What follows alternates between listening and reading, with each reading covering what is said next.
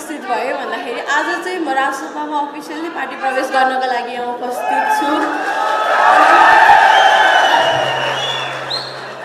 रवि दाइले जुन काम गरिरहनु भएको थियो त्यही कामलाई हामीले निरन्तरता नै दिएको भन्न चाहन्छु। मैले चाहिँ उहाँले पनि जुन भ्रष्टाचारको विरुद्ध लडिरहनु भएको थियो हामीले पनि त्यही भ्रष्टाचारको विरुद्धमा गयौँ, हामी फिल्डमा गयौँ, गोली खायौँ।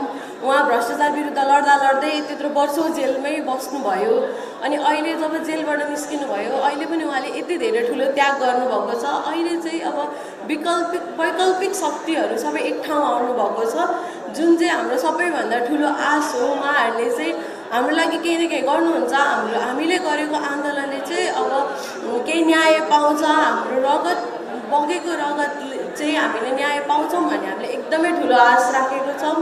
अनि उहाँहरूले जुन अहिले यो नेपालमा यति धेरै उत्साह छाएको छ, जुन यो 3 जना मिलिदिनु भएको छ, उहाँहरूले गर्दाखेरि यत्रो उत्साह छाएको छ। यो उत्साह चाहिँ कहिले पनि मर्न नदिनु होला। हजुरहरूलाई हाम्रो एकदमै धेरै रिक्वेस्ट गर्न चाहन्छु यो कुरालाई चाहिँ मैले, जुन अहिले नेपालीले जुन खुसी पाउनु भएको छ हजुरहरूले गर्दाखेरि यो खुसी चाहिँ निरन्तर रूपमा भइराखोस्। अनि अर्को कुरा चाहिँ नेपाली जनताहरूले पनि साथ दिइदिनु होला। एकचोटि अब वैकल्पिक शक्ति हेरौँ, हामीले पहिला हेरिसकेको त हामीलाई थाहा छ कस्तो हुनुहुन्थ्यो भनेर, नयाँ मान्छे आउँदा कस्तो नेपाल बन्छ भनेर हेरौँ, नयाँ नेपाल बनाऊँ। यति नै भन्दै मैले यहाँबाट बिदा लिन चाहेँ। Thank you.